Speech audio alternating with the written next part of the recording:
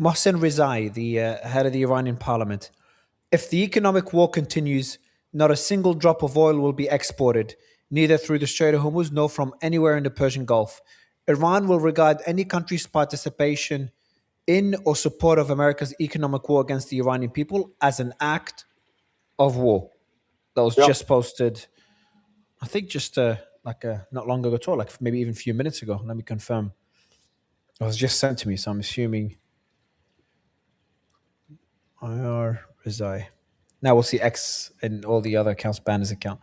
That was so that was 3 hours ago.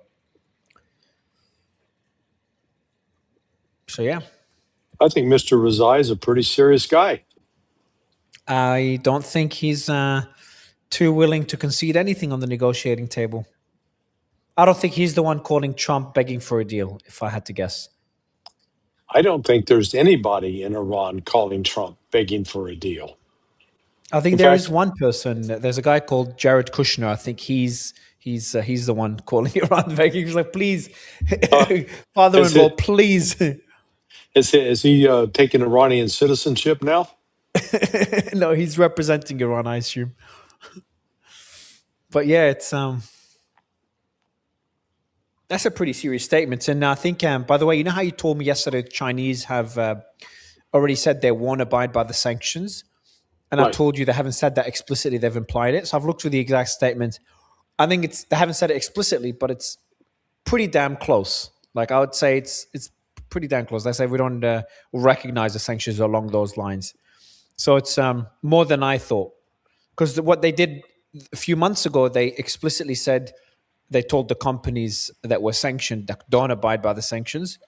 But this one, they haven't said that, but they said China opposes illicit unilateral sanctions that lack basis in international law and UN Security Council mandate. And a lot of people, and I would agree with them, I would agree with you, that this is China saying they won't abide by it. When China says it's illicit, that means it's wrong, and they're not going to support it. Which is the same as saying they've rejected it.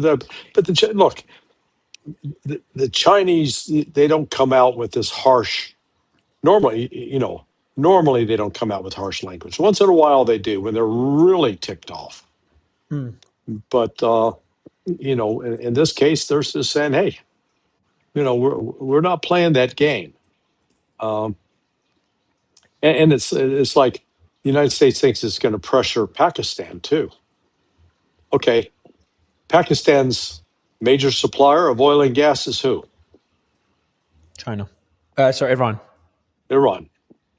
Do you think Pakistanis are going to commit suicide and cut that off? Yeah. I don't. They're not German. That's something the Germans would do. So the in May 2026, so that's in the midst of the war. So when the Chinese, as you said, were really pissed off, the China Ministry of Commerce ordered that the US sanctions on the 5 refiners shall not be recognized, enforced, or complied with. So they haven't done that about these sanctions. But just to be clear, I don't think they'll abide by them. I think we're playing semantics here, and I'm playing semantics. So I'll skip that. Let me stick to the main story, though. Is the statement by Mohsen Rezai. He'd consider any sanctions as an act of war. Sure. Considering the Iranians have shown their ability. Now, I'm not criticizing it. I'm not supporting it either. I'm against wars. I'm not supporting his statement or the sanctions. But considering what he said, considering Iran has shown this ability to precisely target pretty much anywhere in the Gulf and beyond, I'd fucking take this threat seriously. I worry that countries that do abide by it, they might start having their interests targeted as well. Yeah, UAE is going to be top of the list. I was thinking that. I didn't say it, but I was thinking that. I know you're saying. Well, yeah, good. You at least recognizing reality. Nobody can accuse you of being divorced from reality. I saw. Did I dream? Go ahead. Did you dream what? You like the start of this one. You liked it. I had it. I'm verifying now. I don't know if I dreamt. I was thinking about it earlier. I'm like, was that a dream? That the ban by the UAE, they've eased it up by 50%. But I think I dreamt it. I don't think it's reality. You know, they banned all transactions and trade with Iran. There was something about it. Did the UAE? I'll check. I think it was a dream. But you were saying something? No, I'm just saying that what Besant is talking about is it's the equivalent of a military attack on Iran, this economic attack, and it's designed to cripple, destroy Iran, and Iran is going to respond as if they were attacked with Tomahawk cruise missiles. So, any country that just as countries that allowed their air bases to be used as launching pads against Iran that carried out military strikes, any country that allows its banking and financial system to be used to attack Iran, they're going to get attacked. Only Yeah. Iran's not going to attack them economically. They're going to hit them militarily on economic targets to say, okay, you want to play that game? We'll play that game. By the way, it was a dream. The UAE has not walked back the announcement. And I think they've already. I don't know if they've implemented it, but there's no reporting that they've delayed it or anything.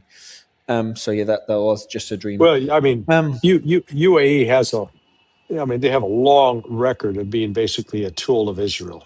Israel has been, really deeply penetrated into the UAE personnel. I mean, I don't think so. And not because I live here. Look, I've criticized the UAE a lot. I criticize them if they call for war or if they demand war. I was one of the most critical voices, very critical. But I think any diplomatic solutions to this, like when there were reports about them potentially sending money, I support that. I think any diplomat, they have to learn to live with Iran despite everything that's happened and improve relations. Now, I don't know what's happening behind the scenes, but I think all Gulf countries should seek diplomacy with Iran. Now, do I think they have the right to work with Israel? Absolutely, they have the sovereign right to work with any country. But if Iran was considering Iran was attacked by Israel, should that play a role in their decision making into maybe moving slightly away from Israel in some ways and finding a middle ground that Iran's okay with? Absolutely. I think that's what the Emiratis should do, and I think they are doing it. Not only the Emiratis, I think the entire Gulf are doing that. I think the entire Gulf know that they cannot rely on the US anymore. They have to live with Iran. Well, let's not forget. Let's not forget. Yes, sir. That Sultan Ahmed bin Sulayem. I knew you were Googling something. I knew it. I knew you were going to hit me with a fact. I was just, I thought it was, I wanted to verify. I knew it. Longtime chairman, CEO of DP World. Guess who was named extensively in the Epstein files? In the Epstein files.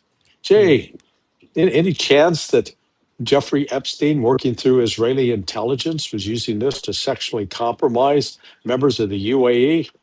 Nah, that wouldn't happen.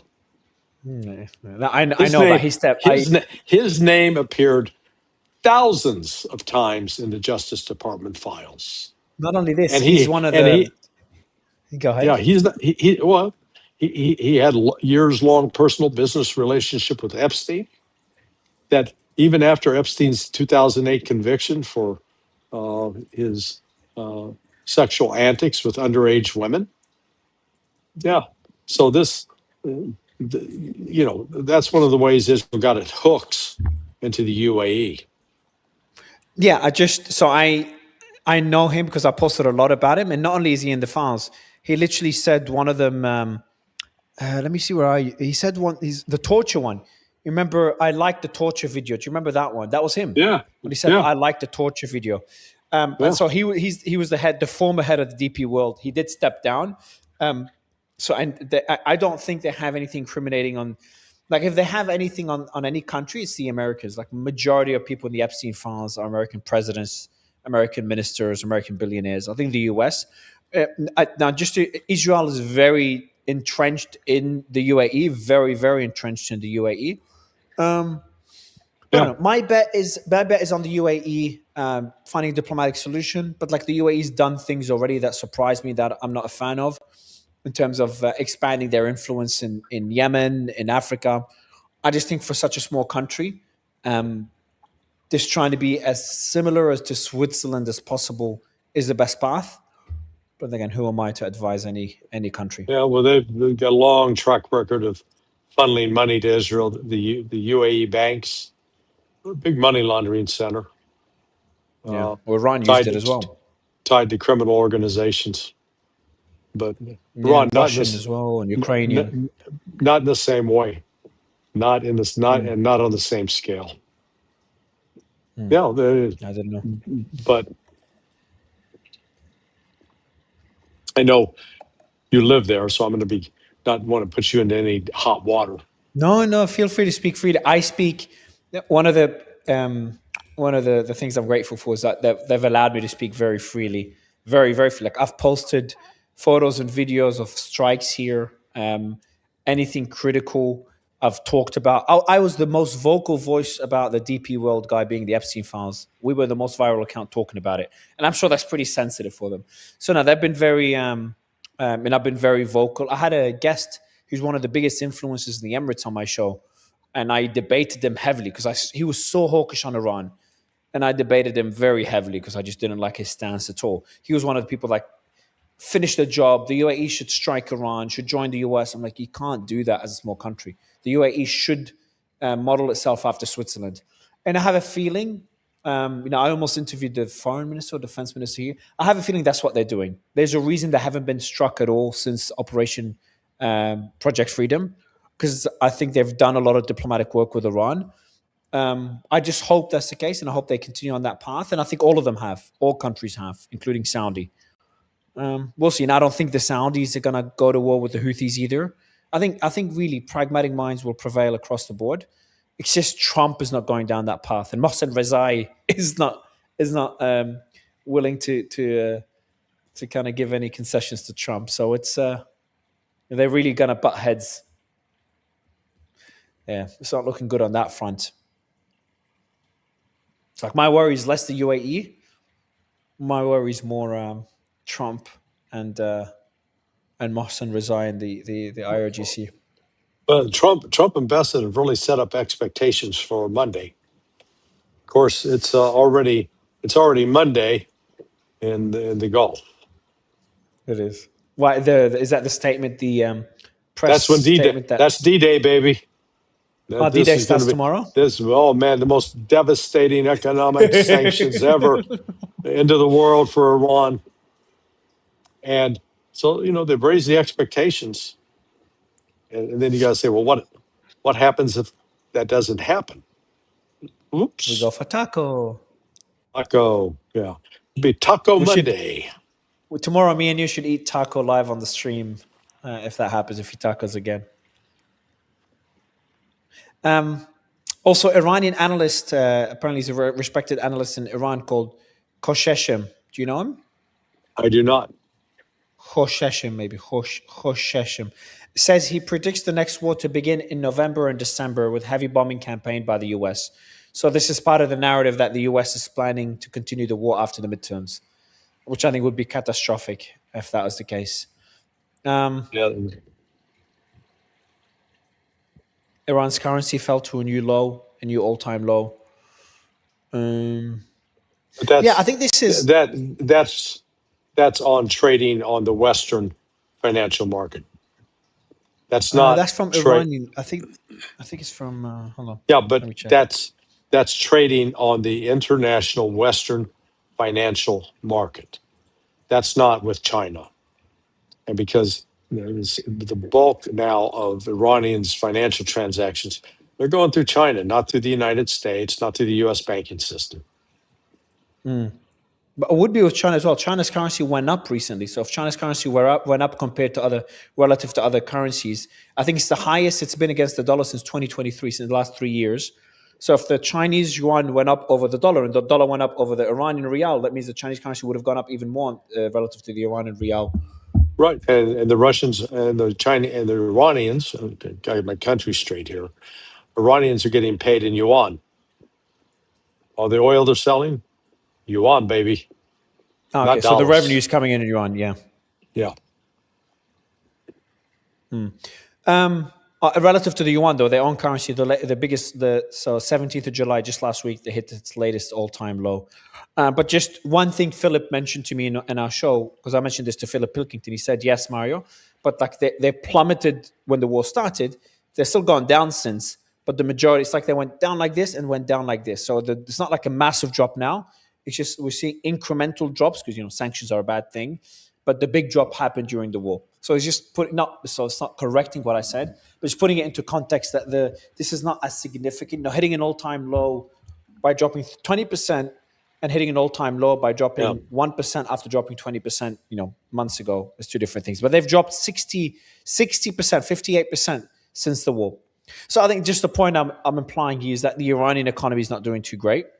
But I don't think that's really going to. But it doesn't look like it's changing their decision making. Put it in comparison. Was their trade position, international trade position, better 10 years ago than today? Oh, I know they've sold more oil. Huh? I don't know about the rest. They were facing Western sanctions.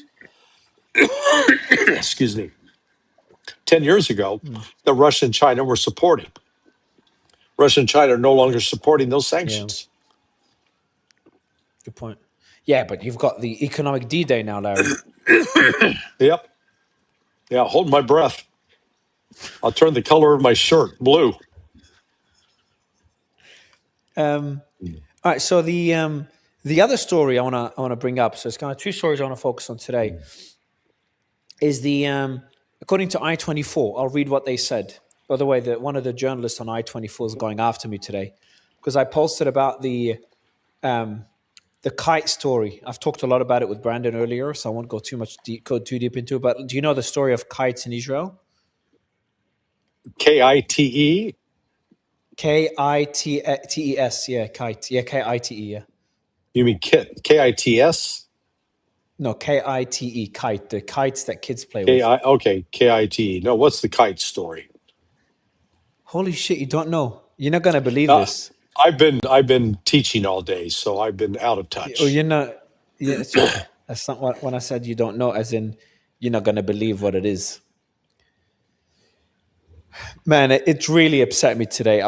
Me and Brandon had a show earlier today. We do like a morning news recap, and I had kind of other topics to discuss, and the title was something else, but I kind of went off at the kite story for like the first half. It was even longer. It's just so upsetting. I'm not going to over exaggerate. I'll say as objectively as I can. Okay.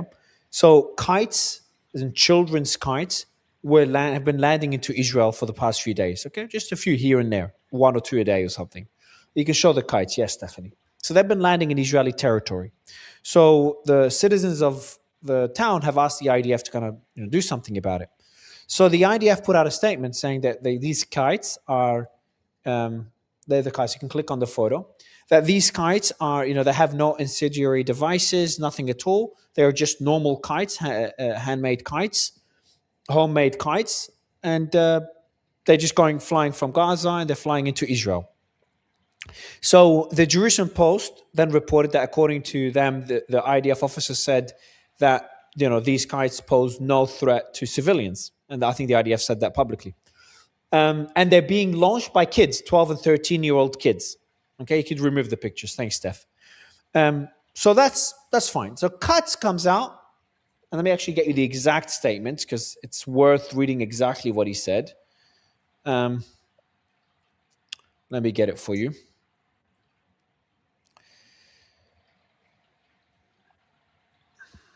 All right.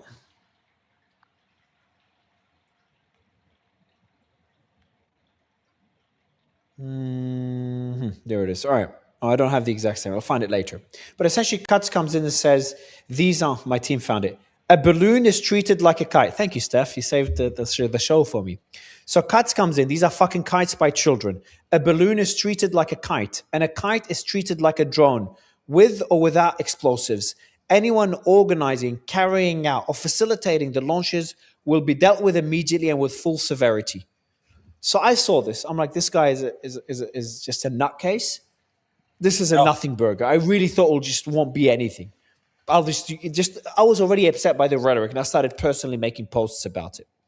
And then freaking Netanyahu, if you can find me the statements by Netanyahu, Stephanie, but he comes in and says, these kites need to stop. They're being launched by Hamas. And Jerusalem Post then says Hamas operatives are telling the kids to launch them. And Israel's going to respond by bombing Gaza. So Israel said they will bomb Gaza for kites that their own IDF said they're coming from 12 and 13-year-olds that pose no risk, no threat whatsoever to civilians. And I remembered something I read yesterday. According to the correspondent on Maariv News, the news outlet, IDF officers, that was yesterday, before the kite story, the story yesterday, IDF officers are concerned that Netanyahu is going to seek escalation in Gaza to delay the elections next month, in October. Oh. In 2 months. A month and a half. Yeah. So I would like to connect these two dots that come one day after another, because even for Israel, what they've done in Gaza, this story is way too freaking crazy. And I had, let me tell you what the I-24 guy said to me. He goes to me, he said, Mario doesn't know, Mario should educate himself because he doesn't know that these kites were used by, so first some influential person, Israeli person, said these kites were used before by Hamas to drop incendiary devices into Israel to start fires, which ironically reminded me of the reports that Israel's doing that in Lebanon, not through kites, but through drones, starting a lot of fires. But they started fires. So my reply, I'm like, he said, at Grok, can you tell Mario about how Hamas has used kites to start fires? And Grok's like, yes, there's been instances where Hamas has used drones to drop incendiary devices and start fires in Israel. So I replied at Grok, I'm like, fine. At Grok, have there been any incendiary devices on the kites that were dropped in the last week? Grok was like, no. The IDF said there's been no incendiary devices and they pose no threat to civilians whatsoever. Jerusalem Post reposted it as well. Then I have the I-24 guy come to me and say, Mario, you can't, you have to educate yourself. Kites were used by Hamas to start fires. He made the same argument again, but also to be able to see, to plan operations ahead. And also they've used these fiber optic wires that they use for the kites. They've used them for drones as well. I'm like, your fucking argument is that they're dropping civilian kites to maybe drop incendiary devices or to maybe fire drones. They haven't fired a drone in, I don't know, years now. I don't know the last drone fired by Hamas. It's just getting so petty defending actions like this. I don't know. It's just hard to be objective on stories. Well, and they certainly say they didn't pose a threat to civilians. They also didn't pose a threat to the military. That they are non-lethal. It's a kite, Larry. It's a kite. Use of force under, I teach self-defense classes with firearms. You can use a firearm to kill somebody if they threaten you with immediate, imminent loss of life or severe bodily harm. A kite does what? It floats to the ground. Okay. Litter maybe, but not, good Lord. I'll make it even worse. I can't remember. I think Katz or another minister said this is a ceasefire violation. I just looked at this. I'm like, come on. So Israel is firing drones and airstrikes at Gaza on an almost daily basis. And then when children's kites drop into Israel, they say it's a ceasefire violation. Like, fucking hell. Even if there's incendiary devices, even if they were there, even if they were starting fires, you can call that an act of war, whatever. Even that doesn't deserve airstrikes onto Gaza. Just put out the fires. You're striking Gaza already on a daily basis with drones and airstrikes. If they retaliate with strikes starting, kites starting bushfires, that's a pretty minimal retaliation for drone strikes and airstrikes that have been going on for months and killed thousands of people since the ceasefire. But I'm just going to waste time going off on this. It's outrageous. It's so crazy, man. It is so crazy, Larry. It is so wild. When I saw those statements, I'm like, come on. Like, like I understand there's some stupid arguments to be made. Like, yeah, we have to level these villages because there's a um, a tunnel under every single building and every single village in South Lebanon and Gaza. I'm like, okay, that's a stupid argument, but hey, some people can believe this argument. But when you Yeah. put out an argument saying these kites could be used as weapons later on, whatever, because Katz and Netanyahu gave no justification. By the way, they just Yeah. said these, we will strike, we will escalate, strike you, and Hamas should stop telling children to launch kites. Oh, well, I-24. So what started this is I-24 because the I-24 journalist went after me. Well, I-24 reported Turkey instead of Iran. Turkey instead of Iran. The new strategic threat to Israel, and we Israelis must wake up. Erdogan operates in the Iranian way, investing in hostility toward Israel to boost his popularity. Israel is not a military match for Turkey, but it will not tolerate its interests in Syria and has sent a message by fire to define the limits of the Turkish presence and its role in Syria. We must change our way of thinking and prepare for a long-term conflict with Turkey. That bothers me less than the kites, but it's still silly. Like this, the whole approach to foreign policy, like it's just Yeah. Well, they're getting ready to commit suicide. I mean, no. But I don't think they Israel will. committing suicide. I'm in the camp that I know you're in as well. That Israel and Turkey they'll show restraint because of the dependence they have on another. Turkey makes billions from the Azeri oil that flows through it, and Israel needs that oil. It's much more expensive to get it from other sources. So Well, that's that's what makes these comments so crazy. Because at some yeah. point, if I'm Turkey, I'd cut off the oil tomorrow. So okay, they're gonna threaten us this way. Yeah, that's done. Say stop the oil. But again, Turkey likes the money, or Erdogan likes the money. Erdogan, Turkey. I think it's just they do business. I don't. All countries that pay lip service to Gaza do business with Israel, except Yes. a handful. Well, But the handful didn't do business with Israel even before the whole Gaza war. So I think there's no country that has really cut all trade with Israel. There's some that have done small things, but well, on the Turkish side, the talking about cuts, he went after me. Him and a few influencers in Israel went after me because of the interview with Tom Barak. I saved what he said. Where is it? So I've lost it because I've put all the kite stuff there. Yeah, it was just criticizing me and Barack and stuff for the whole talk about the way we've covered the whole Turkey thing. But now a lot more sources are repeating the same thing. Oh, there it is. At first, a few commentators who cling to the fringes of their definition as journalists and a few opposition leaders said that the strike in Syria was unnecessary and carried out for political considerations. And he goes on and on and on. It's fortunate that they, journalists and online influencers, don't influence anything these days. You saw the report coming out of. Wait. If you're not influencing anything, then why do they give a shit what you say? yeah. Okay? Oh, So the fact that they care means, you know what? They're wrong. You are being influential. No, Barack is being influential. I'm just the messenger. You're the medium used for messenger. the message. I'm the messenger. The messenger just carry messages. That sounds very Islamic. How dare I? Mario Nafal, messenger Islamic of the 21st century. Islamic extremist messenger. But before I forget, another big story, lucky I remembered. According to an Iranian news outlet, Iran was invited to the Mecca agreement. Yeah. Unofficial, not Tasnim. So it's Mehdi Rahimi, head of Iran's parliament's official news agency, Kaneh Melat. Kaneh Melat claims in an interview with Al Mayadeen, the Hezbollah-affiliated news outlet, that Iran has received an invitation to join the Mecca joint defense agreement between Pakistan, Saudi, and Turkey. Rahimi also praised perceived efforts by states in West Asia to seek a regional security umbrella, adding that Iran has long sought such an initiative.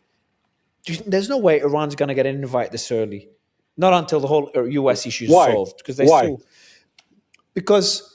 because they still have disagreements with Saudi. You know, Saudi was attacked by Iran just a couple of months ago. I think if the U.S. goes ahead with the economic sanctions, and the U.S. has interests in Saudi, and the U.S. uses the Saudi base for attacks on Iran, I think it needs another year before they be able to join the defense agreement, the Mecca defense agreement. Maybe it's an invite, if there is one. Maybe it's an invite for like later on, like, hey, we would like you to join the agreement once this war with Trump is done, as you know, kind of the future framework, the future, what is security umbrella security? What was they calling it in China and Russia? What did Arachi call it? The new security. Yeah, the new security doctrine. I mean, it was Doctrine, this is a good word. There's another word, yeah. but doctrine is even better. The No, new sorry. security doctrine in the region. No, the new security architecture. Sorry. Doctrine is better, though. I'm going to use doctrine. The new security doctrine in the region is, it's part of it. So that could be an invite for joining in the future. Yeah, I don't think it's that far off in the future. Again, does it happen? If it happens sooner rather than later, that sends a very important signal.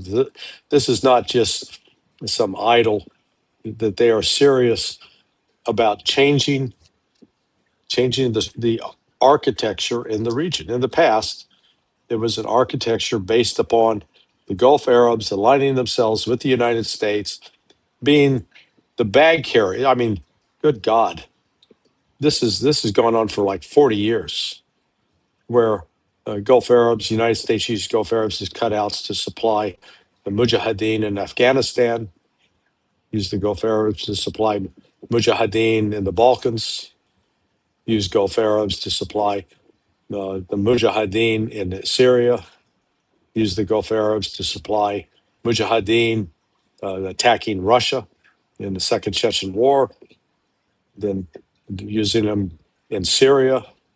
Yeah, you know what? Maybe the Gulf Arabs are saying, we keep getting used by the United States, and what has it got us? More instability and insecurity.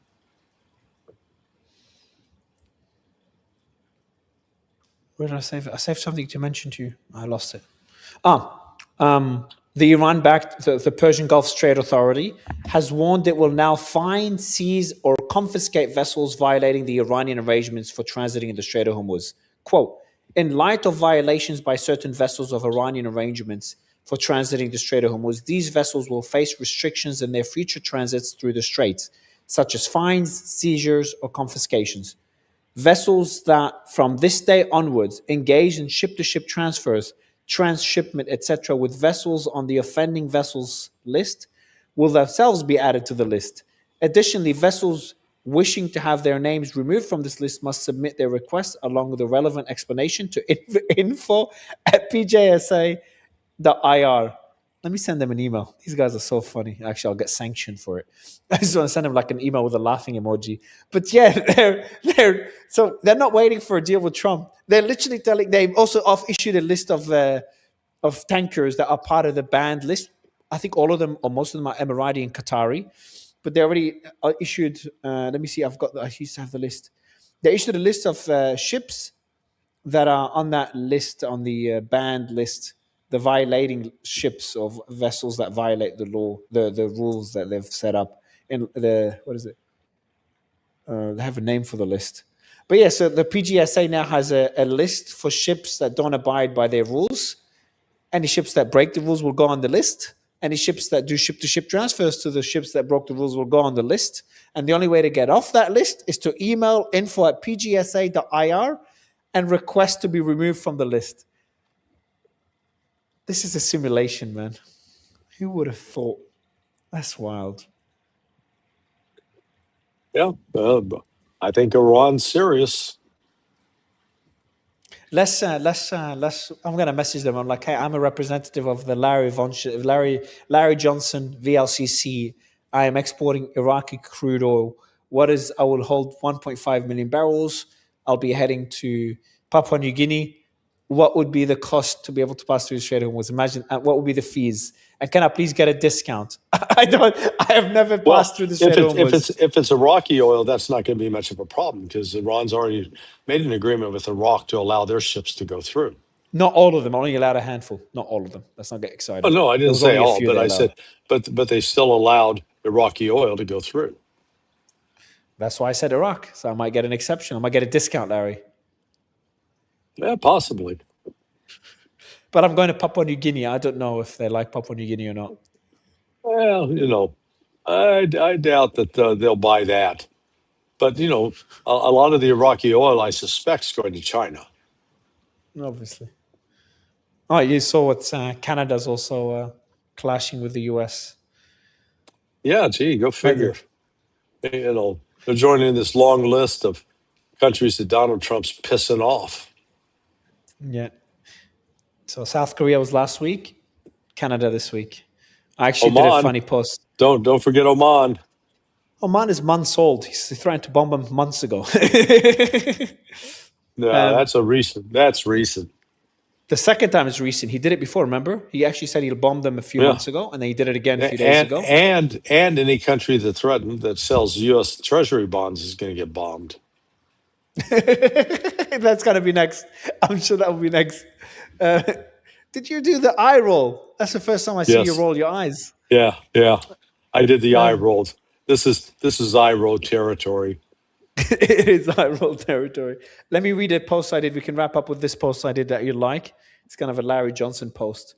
Trump somehow, probably should read it with your voice, but I can't replicate your voice. Trump somehow managed to have Canada and Iran aligned against the US at the same time. Meanwhile, he's repeating daily, Iran cannot have a nuclear weapon, while cozying up to his nuclear-armed North Korean buddy, Kim Jong-un. He's destroying America standing on the world stage. Just true, like he's pissed off Canada and Iran. Both are pissed off and standing up to the US and America's bullying. I think Carney also used the word bullying. And he went to North Korea at the expense of South Korea and called nuclear-armed North Korea his buddy. He's got a great relationship, while on the same day saying that Iran can never have a nuclear weapon.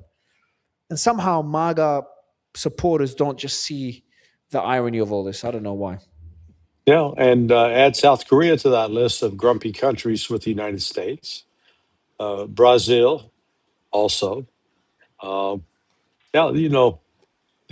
art of diplomacy is winning friends, influencing adversaries, trying to build, Saudi support. Maybe the king can kiss my bum. Yeah, somebody always said MBS a big stick of chapstick. Hey, butter up your lips, there, MBS. You're going to have to do some big ass kissing with Trump.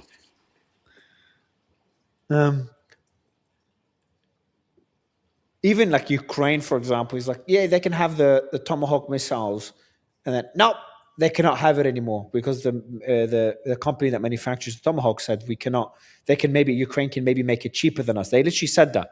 They said there's a risk that Ukraine will have the IP, and will be able to manufacture it less than we can, so we can't charge as high as we could for it.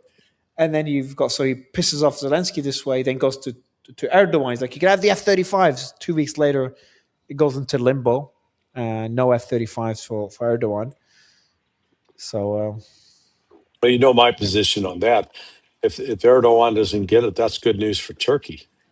Actually, I read it to you already. I read that yesterday. Yeah, the F-30. Remember, someone made a statement about how the F-35 is useless. I think some Arachi or Galibaf was making fun of the F-35s, or Mohsen Rezai. He was making fun of the F-35s. I said it to you yesterday. He's saying how they're worthless and they've shown that they cannot be relied on. Cool. All right, Larry.